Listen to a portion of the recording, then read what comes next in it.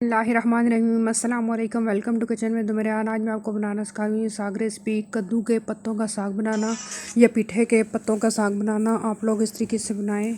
आप लोगों को मैं बहुत ईजी वे में बनाने का तरीका बताऊंगी। इसके लिए हमने ले लिया, ये देखें, ये पीठे के और कद्दू के पत्ते इस तरीके से बहुत ही फ्रेश तोड़ के हमने ले लिए और इनको अच्छे से 1 से 2 पानियों में धो दिए। और अब हम इनको बारीक काट लेंगे और फिर आपको इसके बनाने का तरीका बताऊंगी।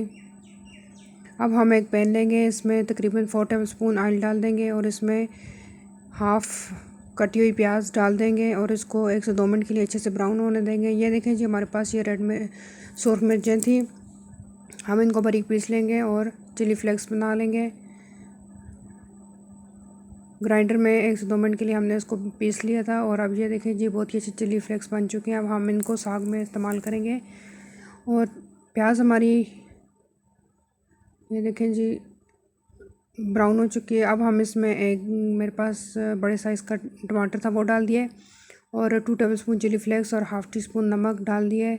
और अब हम इसको 1 से 2 मिनट के लिए अच्छे से भून लेंगे और टमाटरों के गलने का इंतज़ार करेंगे।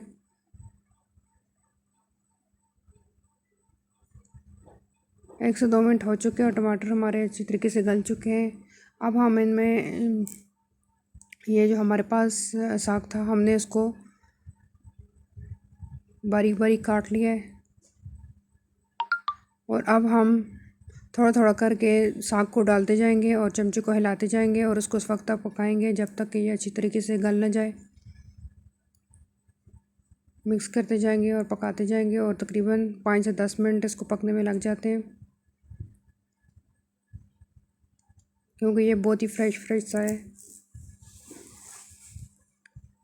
5 से 10 मिनट हमारे हो चुके हैं। साग हमारा अच्छे से भुन चुका है। आप ये देख सकते हैं इसकी फ़ाइनल लुक।